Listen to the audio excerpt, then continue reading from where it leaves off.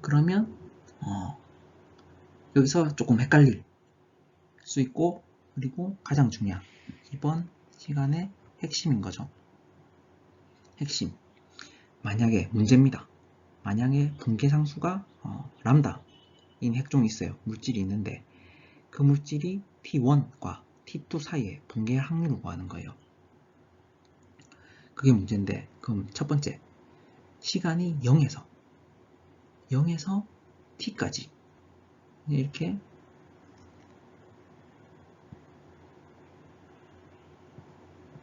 T1, 0에서 T1까지 생존할, 붕괴가 아니고 생존할 확률은 뭘까요?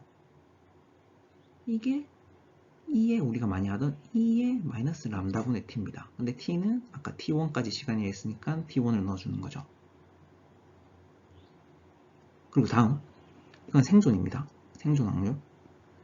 그 다음에 이거는 0에서 똑같이 0에서 t1 사이인데 이거는 붕괴할 확률. 붕괴할 확률은 뭘까요? 1 마이너스 2의 마이너스 람다 t1입니다. 아까 했죠. A A0 분의 A는 그 다음에 2의 마이너스 람다 t라고 하잖아요. 그럼 이게 결국 이거잖아요. 그럼 이게 생존할 확률이에요. 가만히 생각해보세요. 방사능이 처음에 100이 있었는데 이게 1로 줄어들었어요. 그러면 이 100분의 1이 100개 중에 1개가 붕괴됐다는 거예요? 100개 중에 1개가 살아남았다는 거예요? 100개 중에 1개가 살아남았다는 뜻이잖아요. 그래서 이거는 살아남은 생존을 의미하는 거예요. 그리고 반대로 그러면 이 생존할 확률이면 그럼 붕괴할 확률은 당연히 이 두 개 합이 1일 거니까 1 빼기 생존할 확률을 빼주면 되겠죠. 2의 마이너스 람다 t.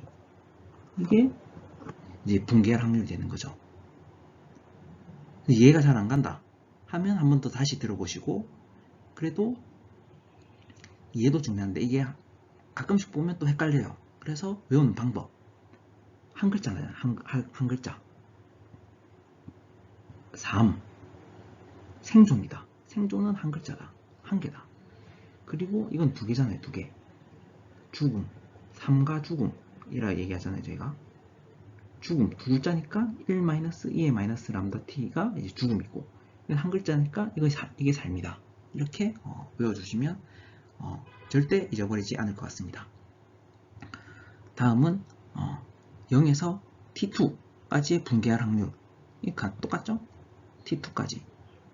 여기에다가 T2를 넣어주면 되는 겁니다. 그러면 만약에 여기 T2면 이렇게 되는 거죠.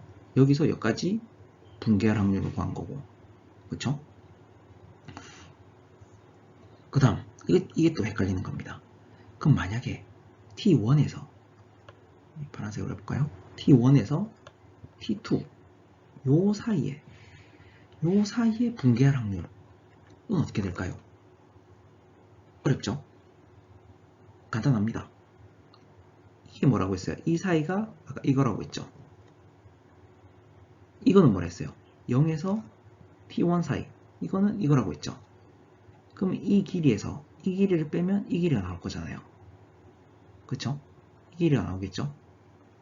이 긴 거에서 짧은 걸 빼면, 그러면 여기서 요걸 빼주면 됩니다. 그래서 요거 빼기 요거. 그러면 여기 빼기가 붙으니까 마이너스가 붙고 이거는 플러스가 바뀌고, 이렇게 되면 이제 마이너스 1 플러스 1 날라가고, 그 다음에 플러스부터 이거부터 적어주겠죠. 그럼 이거부터 적어주고 여기 남은 거 마이너스 2의 마이너스 람다 t2 이걸 적어주면 이렇게 되는 겁니다. 이것도 매번 하기가 그러니까 이것도 암기하는 게 좋겠죠. t1에서 t2, 그러니까 앞에 거 뒤에 거잖아요. 그대로 적어주는 겁니다. 앞에 거 빼기 뒤에 거. 이것도 암기하시고, 이거 3 죽음 암기하시고, 이렇게 하면 될 것 같습니다.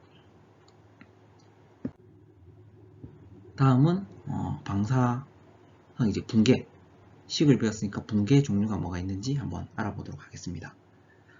방사선 붕괴는 불안정한 원자핵이 안정해지기 위해서 이제 방사선을 방출하면서 다른 원자핵으로 변하는 현상을 말하는 거예요.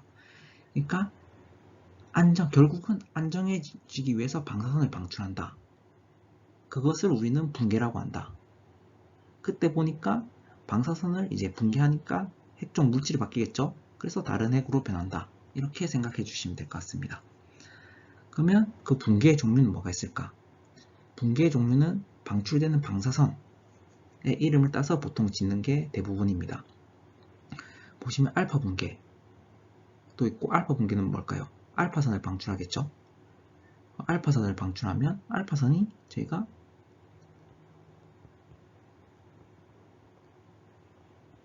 헬륨의 핵이라고 생각하시면 됩니다. 이걸 알파선이라고 부르는데 이걸 방출하는 거죠. 원자 번호가 2개, 그 다음 질량수가 4개가 빠지니까 알파 붕괴를 하면 당연히 원자 번호가 2 감소하고 질량수가 4 감소하겠죠. 다음 베타 붕괴. 베타 붕괴는 이제 베타 플러스 붕괴가 있고 베타 마이너스 붕괴가 있어요.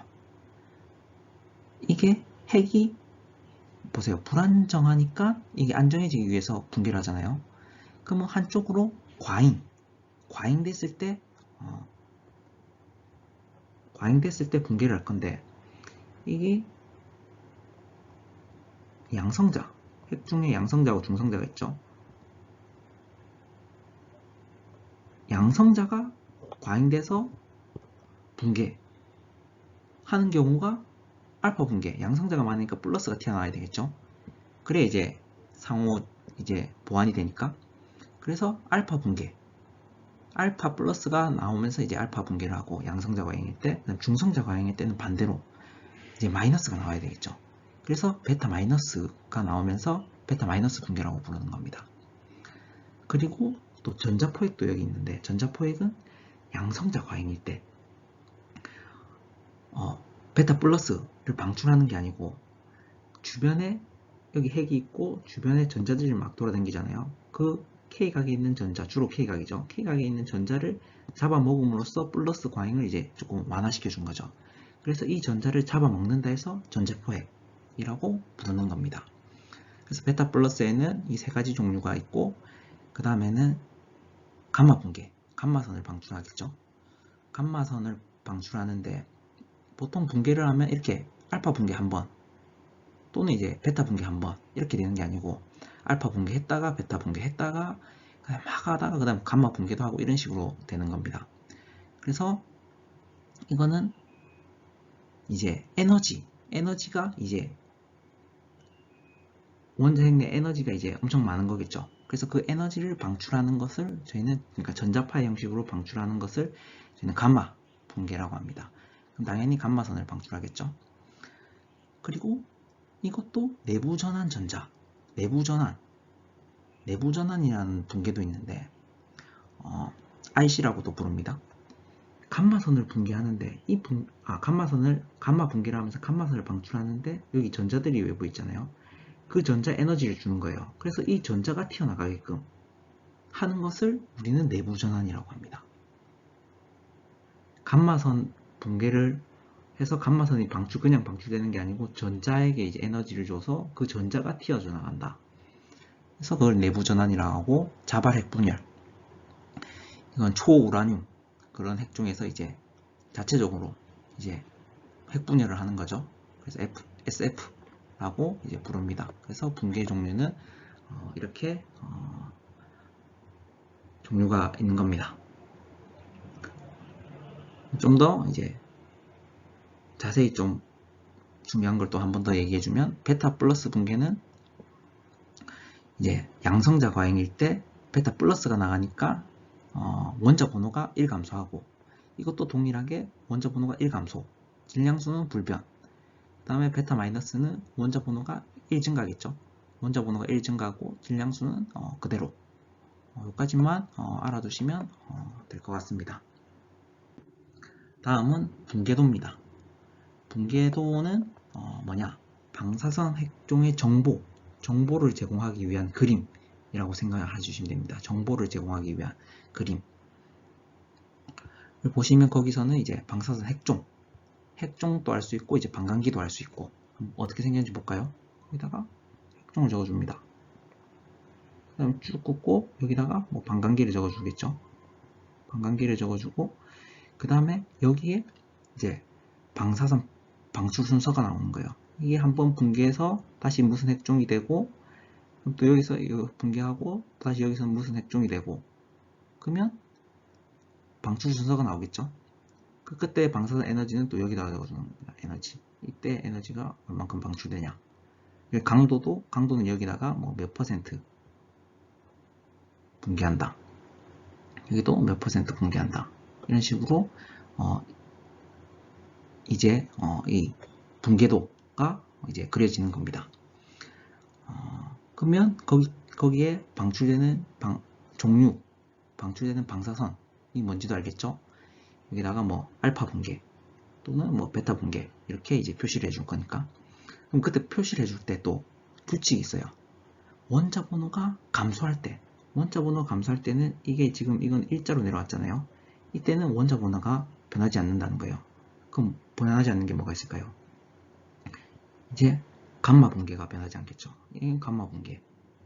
그럼 또는 이제 이렇게 된 게 있어요. 표시가. 그러면 원자 번호가 증가했다는 거잖아요. 원자 번호가 증가했다는 거는 무슨 붕괴가 있을까요? 베타 마이너스 붕괴가 있겠죠. 이렇게 된 거예요. 이렇게 됐을 때는 이건 원자 번호가 감소했다는 거잖아요. 이 붕괴에는 뭐가 들어갈 수 있을까요? 여기는 뭐 알파 붕괴도 되고 그 다음에 베타 플러스 전자포획 이런 게 되는 거겠죠. 이렇게 도시를 나타내는 것을 붕괴도라고 이제 부릅니다. 오늘은 이제 방사선 붕괴에 대해서 이야기해 봤는데 이제 붕괴식이 가장 중요합니다. 붕괴식을 한 번 더 복습하시고 각각의 정의 그리고 잘 이해 안 가는 부분은 앞에 거 한 번 더 보시면 좋을 것 같습니다. 이때까지 시청해 주셔서 감사드립니다.